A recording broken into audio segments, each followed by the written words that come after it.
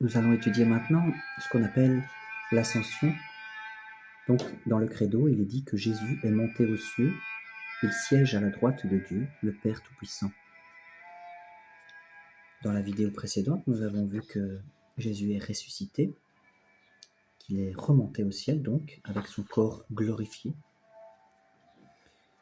Et voilà ce qu'il est écrit à la fin du chapitre 16 de l'évangile de Marc.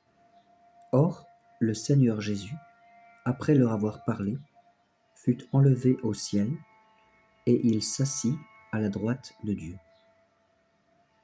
Le corps du Christ a été glorifié dès l'instant de sa résurrection, comme le prouvent les propriétés nouvelles et surnaturelles dont jouit désormais son corps en permanence. Mais pendant les 40 jours où il va manger et boire familièrement avec ses disciples et les instruire sur le royaume, sa gloire reste encore voilée sous les traits d'une humanité ordinaire. La dernière apparition de Jésus se termine par l'entrée irréversible de son humanité dans la gloire divine qui est symbolisée par la nuée et par le ciel, où il siège désormais à la droite de Dieu. Donc vous vous souvenez, au tout début des Actes, il est dit que les disciples regardaient Jésus qui s'en allait vers le ciel et une nuée le déroba. C'est-à-dire qu'il est donc monté avec son corps, mais son corps ressuscité.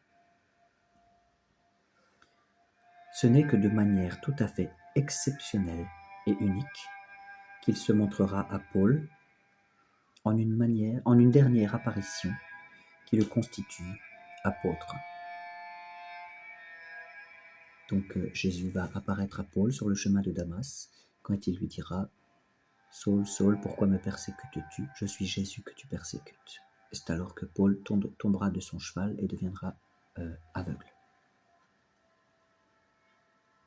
Le caractère voilé de la gloire du ressuscité, pendant ce temps, transparaît dans sa parole mystérieuse à Marie-Madeleine, quand il dit, après être sorti du tombeau, il lui dit « Je ne suis pas encore monté vers le Père, mais va vers mes frères et dis-leur, je monte vers mon Père et votre Père, vers mon Dieu et votre Dieu. » Ceci indique une différence de manifestation entre la gloire du Christ ressuscité et celle du Christ exalté à la droite du Père. L'événement à la fois historique et transcendant de l'ascension marque la transition de l'une à l'autre. Cette dernière étape, étroitement unie à la première, c'est-à-dire à la descente du ciel réalisée dans l'incarnation. Seul celui qui est sorti du Père peut retourner au Père. C'est le Christ.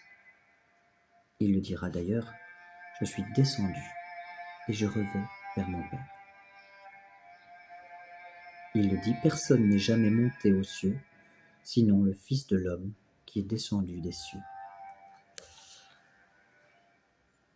Mais l'humanité, laissée à ses forces naturelles, n'a pas accès à la maison du Père, à la vie et à la félicité de Dieu. Le Christ seul a pu ouvrir cet accès à l'homme, de sorte que nous, ses membres, nous ayons l'espérance de le rejoindre là où lui, notre tête et notre principe, nous a précédés.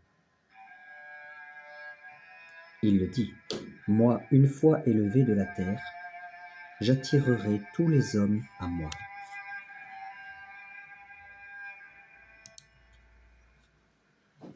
L'élévation sur la croix signifie et annonce l'élévation de l'ascension au ciel. Elle en est le début.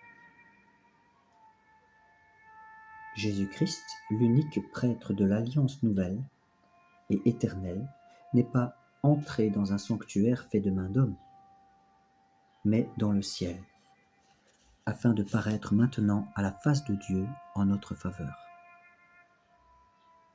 Au ciel, le Christ exerce en permanence son sacerdoce, c'est-à-dire son service de prêtre, et selon l'expression de la lettre aux Hébreux, étant toujours vivant pour intercéder en faveur de ceux qui, par lui, s'avancent vers Dieu.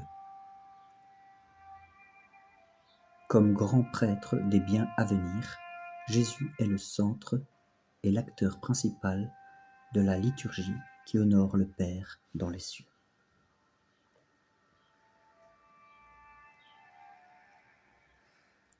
Le Christ, désormais, siège à la droite du Père. Par droite du Père, nous entendons la gloire et l'honneur de la divinité, où celui qui existait comme Fils de Dieu avant tous les siècles, comme Dieu, et consubstantiel au Père, c'est-à-dire ayant la même nature, la même substance, il s'est assis corporellement après qu'il s'est incarné et que sa chair a été glorifiée.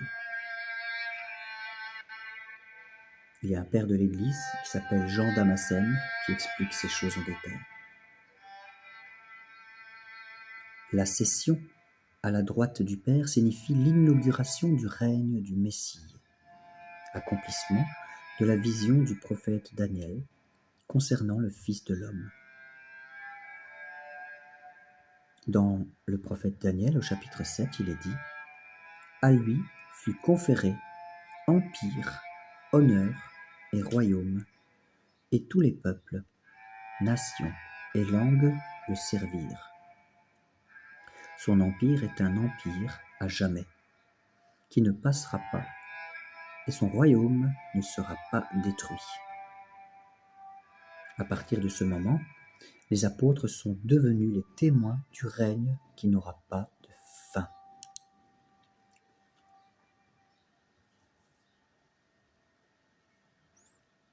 Alors pour résumer, l'ascension du Christ marque l'entrée définitive de l'humanité de Jésus dans le domaine céleste de Dieu, d'où il reviendra. Donc les anges, quand ils voient les disciples voir Jésus s'envoler au ciel, ils disent « Pourquoi vous attardez-vous à regarder au ciel ? Celui que vous voyez s'en aller au ciel reviendra de la même manière. » Donc nous attendons des cieux le Seigneur.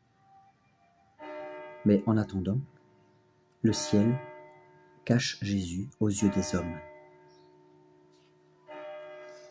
Jésus-Christ, tête de l'Église, nous précède dans le royaume glorieux du Père, pour que nous, membres de son corps, vivions dans l'espérance d'être un jour éternellement avec lui.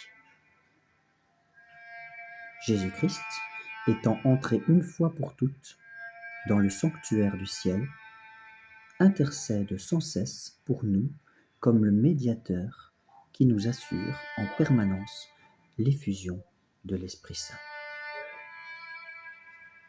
Au nom du Père, du Fils et du Saint-Esprit. Dans la vidéo prochaine, nous verrons que Jésus viendra juger les vivants et les morts.